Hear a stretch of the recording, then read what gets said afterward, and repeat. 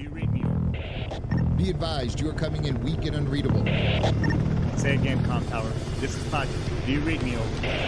Pacho, this is Com Tower. I read you Lima Charlie. Com Tower, Com Tower. Request permission to launch and commence the field op. Over. Stand by. Pacho, permission granted. I say again, permission granted. Roger that. Launching podcast in 3, 2.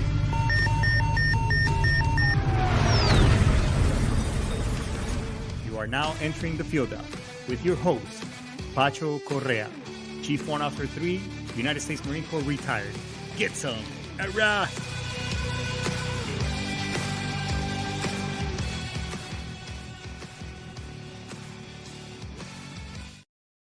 Get some. All right. What's going on, everybody? Another week is almost over. Baby Friday is here, or Friday night's Eve, but goddamn, it's almost the weekend, everybody. Hey, welcome back to another amazing show. Thanks so much. I skipped last week. Those of you who follow me on social media might have noticed that I was, back home in, where I grew up, where I'm originally from in Colombia. So, but let's get all the pleasantries out of the way, and we'll do a dive into the show. So, hey, when was the last time that you really took a hard look at your financials and where and are you really happy where you are currently at? In other words, is we provide a service that people who are concerned about the market, who are not happy with their finances, who are not happy with what they currently have, and maybe they need to generate an additional $1,000, $2,000, $3,000, or really plan for their future. What we do is we implement some very specific strategies and techniques together so that you can, if you've been dipping into your savings because you find yourself short at the end of the month, we help you stop the bleeding.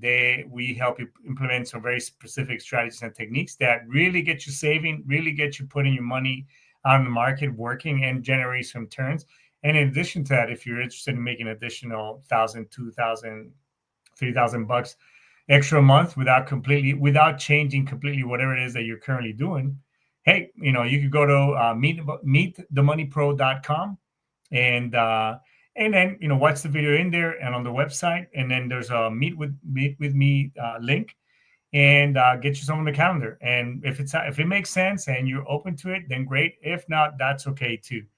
But go ahead and check them out because the services that are provided are amazing and of great benefit. And once you're through with the free strategy session, you'll find yourself at a crossroads, because now you're empowered to save money and make money and really get out of that.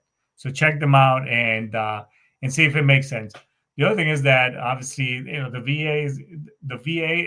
PACT Act right now, if you haven't submitted for a claim, it is in your best interest to also submit a claim right now. I have helped several veterans get into the system and also get their benefits and their VA claims going.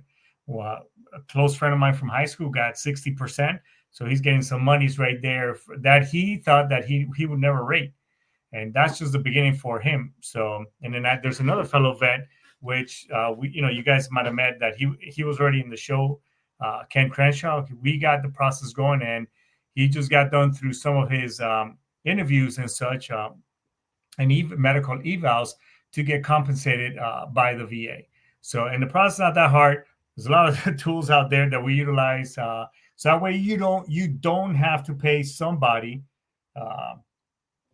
One of those non-VA approved VSOs, which, by the way, if you go to the VA website, va.gov, or you can do a Google search of authorized VA VSOs, there are plenty of other lawyers on there who go through the process as a vendor and get approved by the VA so that you can get your claims and benefits started without going outside of them and then find yourself giving a percentage of your illegally to some individuals that claim to be vets helping you, and then now you're paying them an outrageous amount of money of your claim. So don't do that.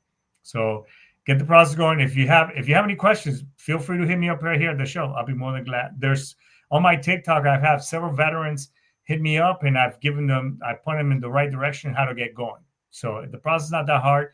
You just got to put a little bit of time and effort, just like anything else, and it'll get you going. All right. And look, this show is also brought to you by the Great American Constitution. We all support. Obviously, I spent 21 years, and even to this day, I still support the Constitution. I defend it. Just because I'm retired doesn't mean that my oath to this great nation of ours has expired. So we're here to support freedom of speech, the right to bear arms, among other things that the American Constitution, the rights that some of the American Constitution brings to us. So whether you're one side of the political party or in another, doesn't really matter, because that protects us all. Despite of, again, we seem to be a little divided, and that was another podcast I did a while back. Doesn't really matter. The Constitution is there; it's protecting you. So whether you like some of the things that you hear in this show or disagree with it, that's okay too. If you like it, like, subscribe, and follow. You can follow me on YouTube, TikTok, Instagram, and Facebook. And those of you who are show supporters on the Facebook channel, please go to my YouTube channel and help me pump up the analytics.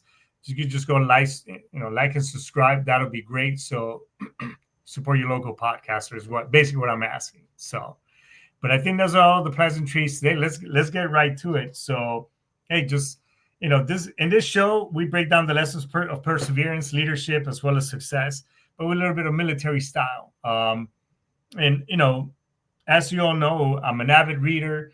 I really the last couple of years, because of the things that I do now, helping people and such. I kind of fell in love all over again with reading, which is it's kind of like when I was in the Marine Corps. I really had this love and hate relationship with running. I was by far not the best. However, periodically I would challenge myself, go on half marathon runs on boots and utes, basically in camis and boots. I mean, not the best idea, because now, with a knee replacement, shoot,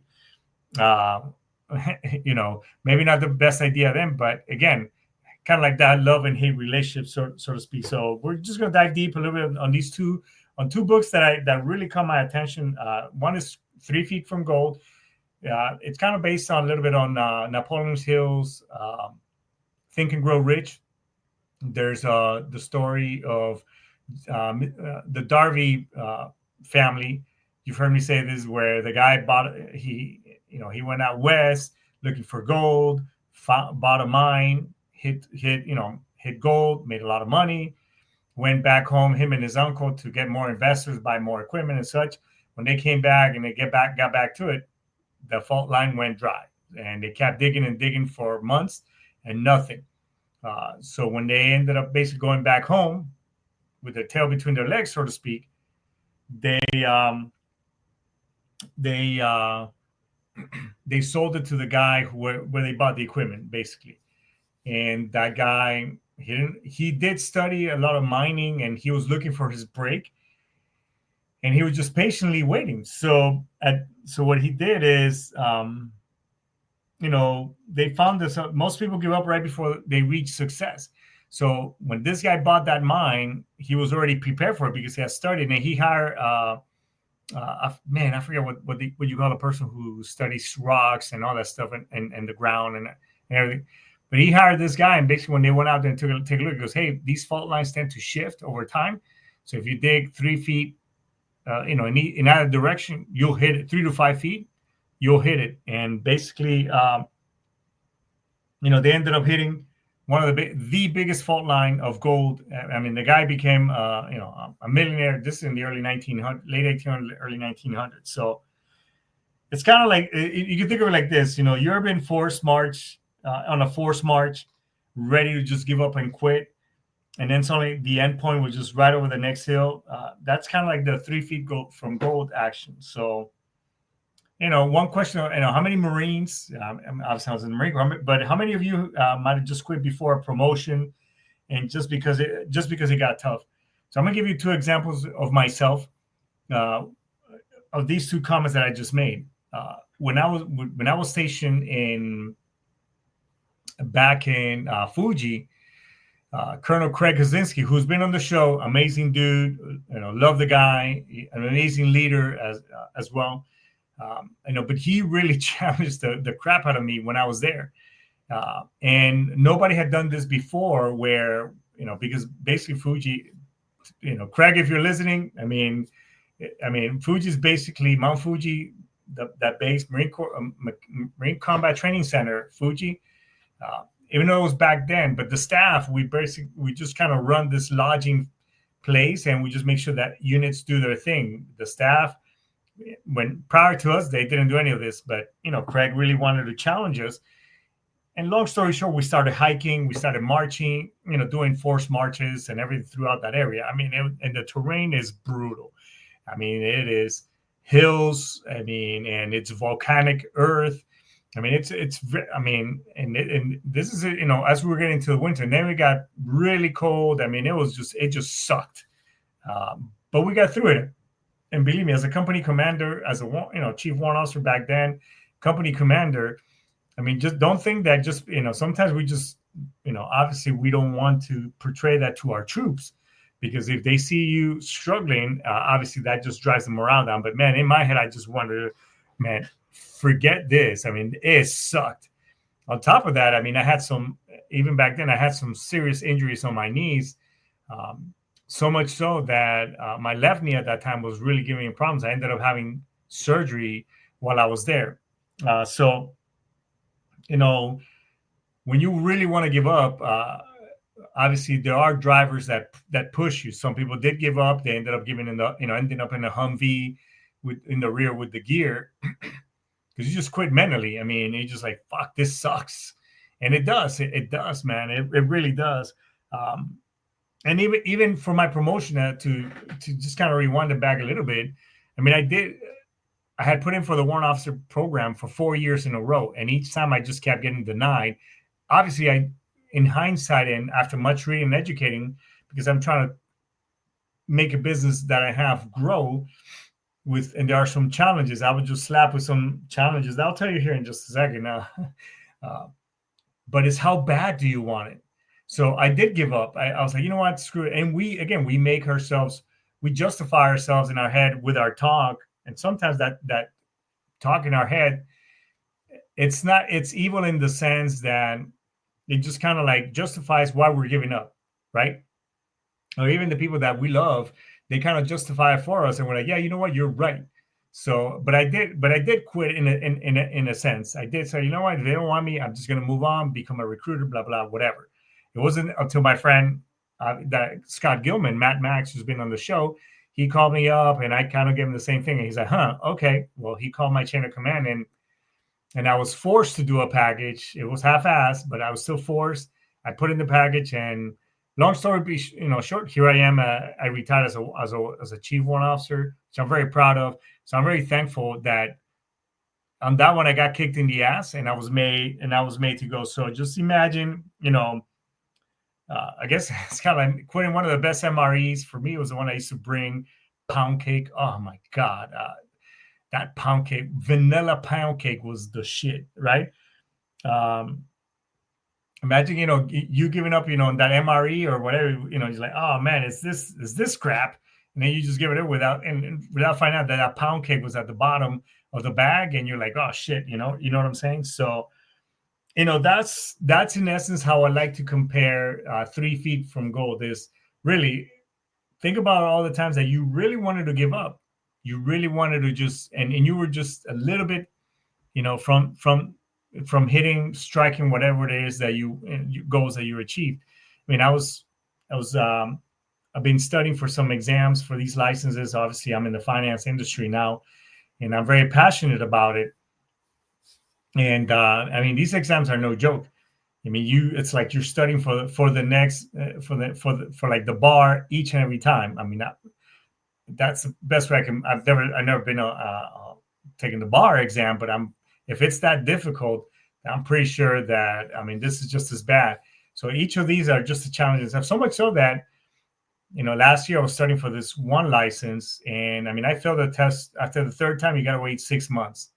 So according to FINRA. So I mean, I'm getting ready to retest that test, but obviously, I in my head I already cracked the code on how to pass it based on this last test. But even this last test, I had failed it prior to that.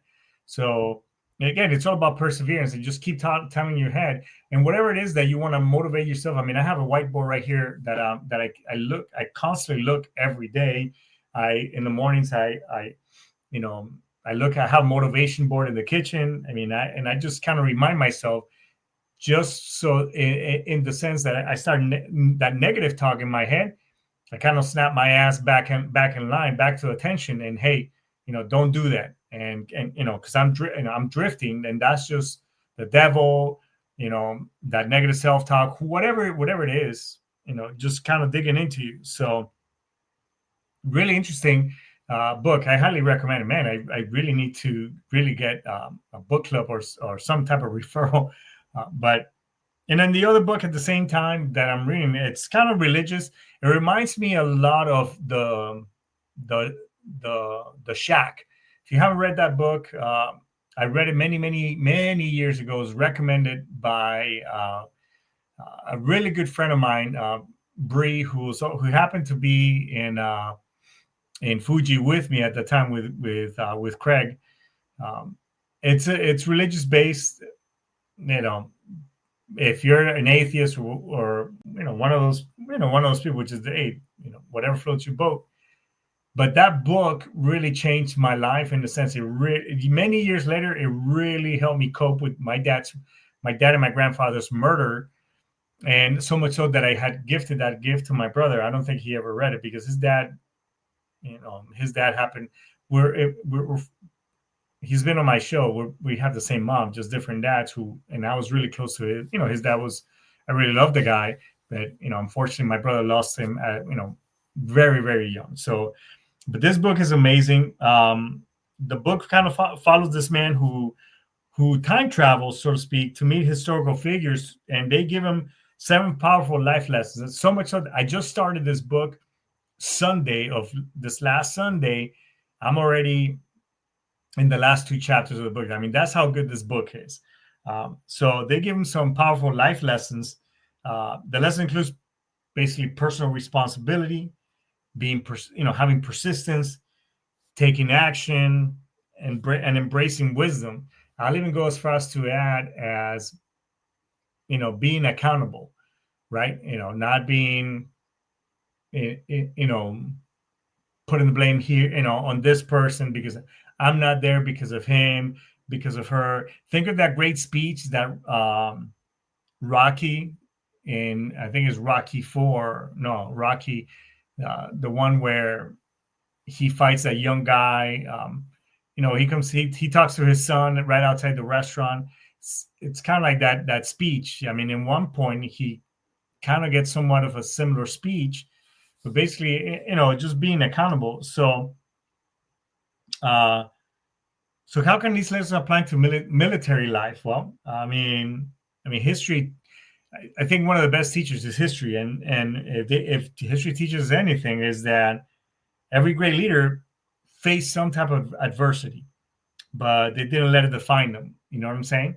So, I mean, everybody. One common denominator about anybody.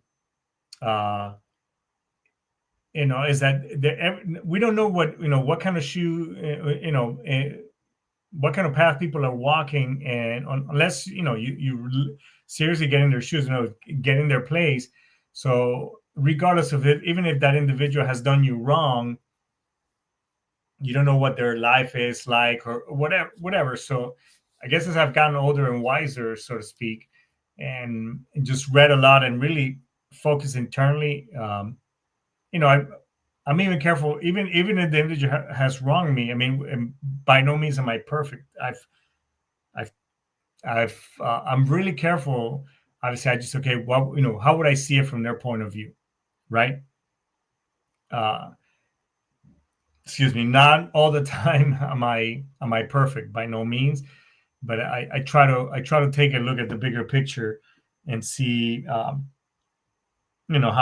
these things. So, but again, these leaders don't let it define them. General Grant, For example, who they talk about in this book, in the Traveler's Gift, is he faces adversities, and he wanted to give up. He actually asked President Lincoln, "Hey, I have not served you correctly," and so on and so forth, and please accept my resignation. And Lincoln, luckily Lincoln didn't. The guy proved himself to be a good general.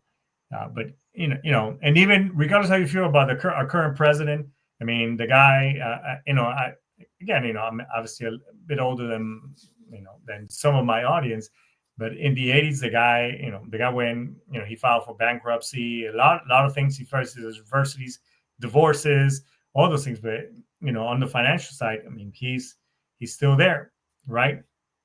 Sylvester Stallone faces his set of challenges prior to being, hitting it big with Rocky. I mean, so much so that he ended up selling his dog for a couple of $100, and the guy ended up paying I think it's like 14,000 or 15,000 just to buy the dog back after he, so people like that. I mean, I think those stories, those are the great, in my opinion, the great American story of success, of people who could have given up, could have, if not, we wouldn't have had great movies like Rocky, all those things.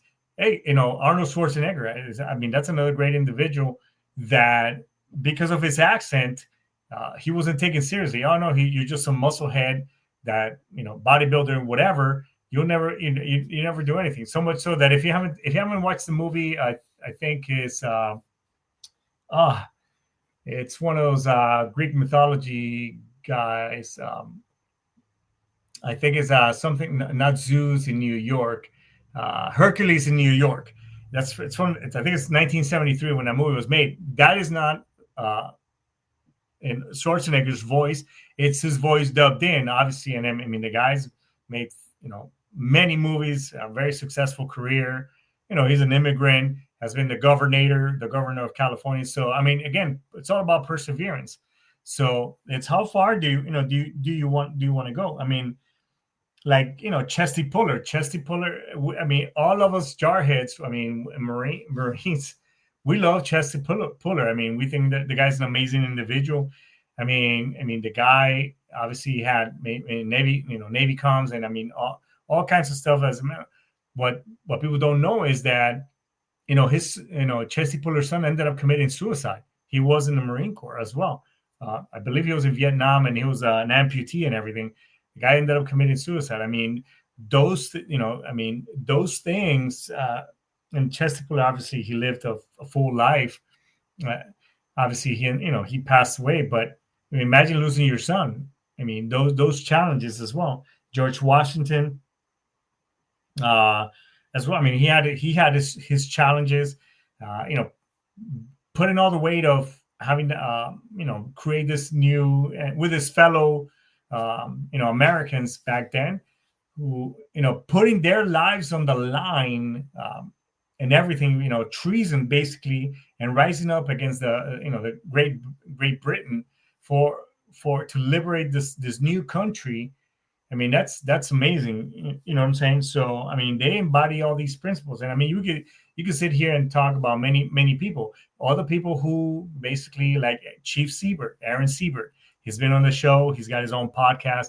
I mean, that guy is amazing. I mean, getting fucking blown up, declared dead, and the guy survives and is still having shrapnel all over his body. And this day he's telling his story and he shares it with us. By the way, you can check out his podcast. It is amazing as well. I mean, it's on every streaming platform, and you can follow the guy. But I mean, people like that, people who, and those are just some of the individuals that, I mean, there's just so many names that it's just kind of hard to rattle off the top of my head. Guys like, Scott Gilman. I mean, another shout out to Mad Max. I mean, the guy he's set in challenges as well. Who, if you want, you could hit him up. I mean, I'll let him tell his story. But, survivors like that who are still to this day, kicking ass, taking names, and they're still here. And yeah, life is not perfect, but it's how you get up in the morning and and choose, and you have a choice at that moment. Boom, that alarm hits 5:30, 5:30 for me sometimes. But at that moment you have a choice, folks. What kind of day do you want to have? Is it going to be a good day, or is it a bad day? Despite of whatever happened the day before, I mean, that day's already gone. You still have a choice. You still have a choice. Is it going to be a good day, or is it going to be rainy, or is it going to be sunny? You know what I'm saying? So, just imagine going back in time to your drill instructor, which, by the way, I mean, I did talk during boot camp. What wisdom would you give yourself? I mean, what would be that advice? You know, and I would do it all over again. All over again. I mean, and I ended up working for what we call the drill instructor. Shout out to Carlos Serrano, Gunnery Sergeant retired. I mean, the guy really took care of me. But what wisdom would you give yourself? I think the best one was child to child, Sunday to Sunday, and go to church. We got I haven't been an atheist my life, but I was raised Catholic. But man, let me tell you, if you're going to boot camp, you're getting ready to do that, regardless whether you believe in God or not, go to church. I highly recommend, especially if you're in Paris Island. I highly recommend it. It's just it'll take your mind off of that stuff. But yeah, seriously. So if you could take one of these, so as far as a personal challenge, if you could take one of these lessons and apply it to your life today, what would it be? What would that look like? Case in point is I'm going through a little bit of challenges right now.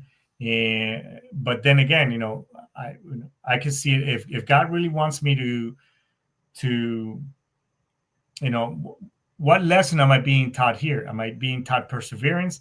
Am I gonna choose to just say, you know what, I'm just gonna fold, or am I gonna go ahead and make it happen? I don't know. You be the judge. So what can we learn from the power of persistence? So why do most people, why some of us quit? Why do we quit too soon?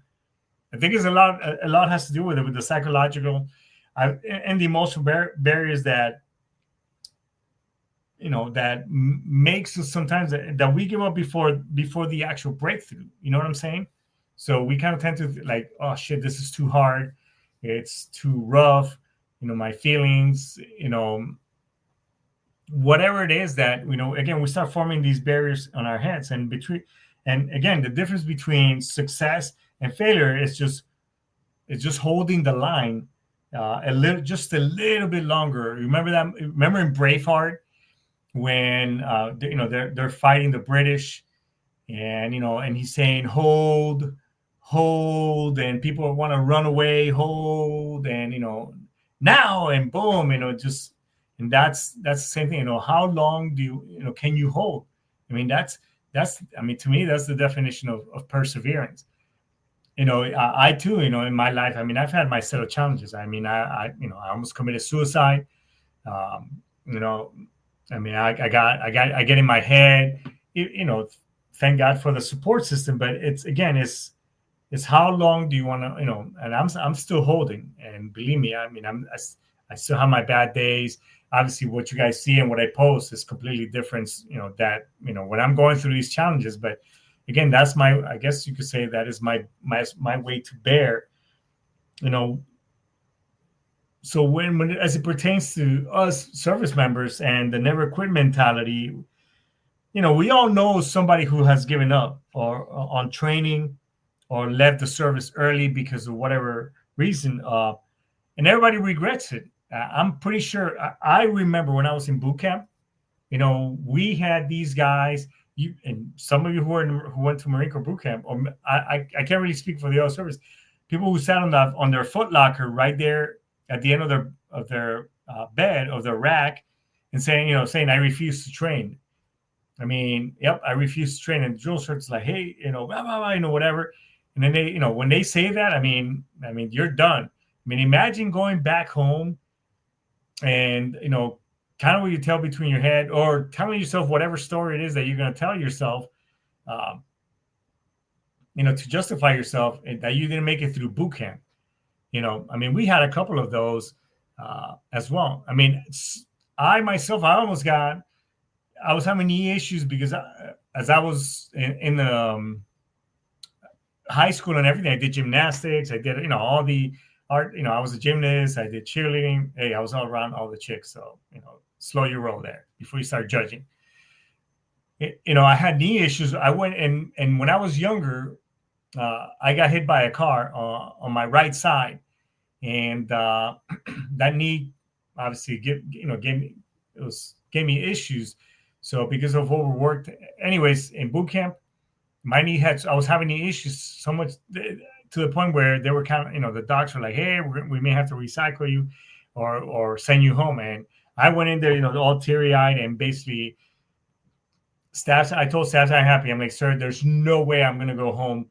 Like, I cannot go back home like this. I'm here to make it. I'm here to, and he basically staff I'm happy. Yes, that was his last name. And dude told me, hey, just get back over there and do what you got to do. Don't worry about it. I mean, and I'm here. I am, 20 plus, 30 plus years later. So, if you give up, I mean, can you really, are you really, are you one of those guys walking around? Well, I almost joined, or when I was in boot camp, I got into a fight with my drill instructor and I kicked his ass, blah blah. And yes, I've met a couple of them dudes. So, and in combat, I mean, we just don't stop pushing through because, things get rough. I mean, you have to push harder. Yeah, it's scary driving around all over Iraq on a vehicle on a convoy where pop shots, and then they're also they're kind of firing. Obviously, artillery is coming. That shitty ass artillery mortar rounds are coming. So, yeah, it's scary, but you don't just say, "Hey, look, I'm done. I'm just gonna go home."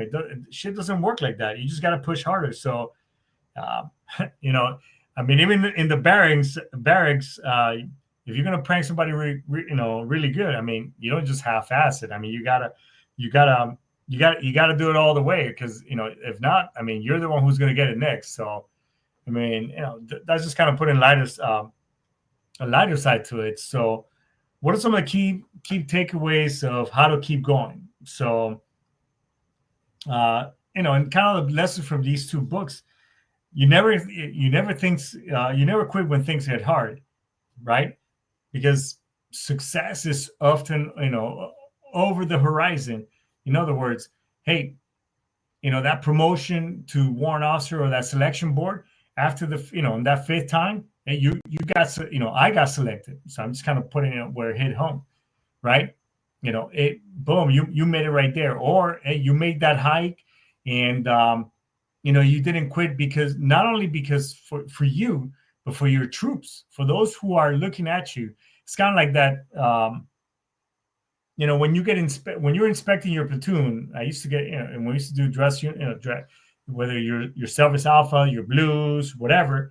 It's like, it's every time. So when you're inspecting your platoon, how many times is that private going to get inspected? By me? Only once.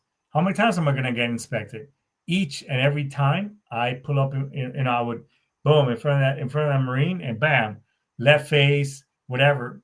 Look at them. Okay, good to go. I mean, they were inspecting me too. And if I had any, any Irish pendants, the little flirt, anything sticking out of my uniform, my ribbons not in line and measurements, 1/8 of an inch and all that good stuff. I mean, so you got to lead by example, right? So, and learn from history, whether it's great leaders or your own past mistakes. You got to learn from those lessons and just keep pushing forward, because nobody's going to come for you. Nobody. There's no, when you're going through these challenges, you just got to get through that time frame. Because nobody else can walk your shoes. Yeah, people might say, "Man, that's rough. I'm here," and they may help you take some of that load off as well. But you still got to get through that time frame. So if you're going through challenges right now and everything, lean on a buddy, lean on somebody, and just get through that time frame, right? So what's your 3 feet from gold moment? So here's my call to action. What's your 3 feet from gold moment? What's something you're about to quit but shouldn't? just like I received these letters here, requesting a bunch of information, on the legal side. Am I going to just, give up and say, hey, you know what, just walk away and keep paying a lot of money every month to my former spouse? No, I can't, because obviously it's, so, those, and again, I'm putting myself on here because obviously I've been I've always been very open with everybody here on this platform. So if you could receive advice from one historical figure, who would it be and why? Think about that for a second. Who would that be? Me? Um, I would always, I was always intrigued by Gandhi, and the struggles that he did. And, the man fought a peaceful war, trying to, and basically, in regards to India being part of itself from the British Empire. So, what would lead this man to go on a hunger strike, all that stuff? Granted that the individual he was shot and murdered by someone else. It wasn't the hunger strike that actually killed him. But I mean, I would just want to, just kind of pick his brain. Why? Abraham Lincoln, another great dude as well. I mean, those just some of the people that I would ask him, why. So who is your person? You can throw it on the comments right there on the show. So my final thoughts for you today are basically both of these books kind of reinforce just one simple truth, and just to kind of again, the resounding, everybody, it's just persistence. Persistence beats resistance, right? So, and no matter where you are, who you are, active duty, transitioning, civilian, or even civilian already, success is just 3 feet away. But you got to keep pushing through. Don't give up. Hold that line. So, before I sign off today, kind of leading into the topic, hey, if you've heard me say earlier, if you're going through some really tough times right now, please reach out to the show. Reach out to me. If you're right there, let me be that last conversation, and so that way I could get you the right help, and because I do have great resources that I can put you through that will get you back into the right mindset. Because as honorable and great as some of these all the challenges that we used to see on social media all the time, including doing 22 push-ups every day, it doesn't bring you back at all. So, and if you haven't heard from a buddy, I want you to do a buddy check this weekend, and just say, hey man, I'm doing a buddy check, pass it forward. So let's start a chain as well. So I'd be happy to report that the trophy's back. I'm lucky to have her here. She's been traveling all over Japan, doing some amazing things over there, working with some anime. So if you want to follow her on social media as well, please, you can hit her up. She has a lot of good friends on the anime side, so don't be afraid to hit her up. And if you follow me, you've seen my TikTok channel as well. You've seen that myself and my service dog were also doing some traveling and such. So, but hey, throw your comments out there. Let's start a community. If you need help with anything, hey, you can always hit me up. So remember to stay relentless, stay focused, and we'll see you next time. So with that being said, we're going to go ahead and index over here. So Aish Tomas, Daisuki. We'll see you next week, everybody. Hoorah, get some.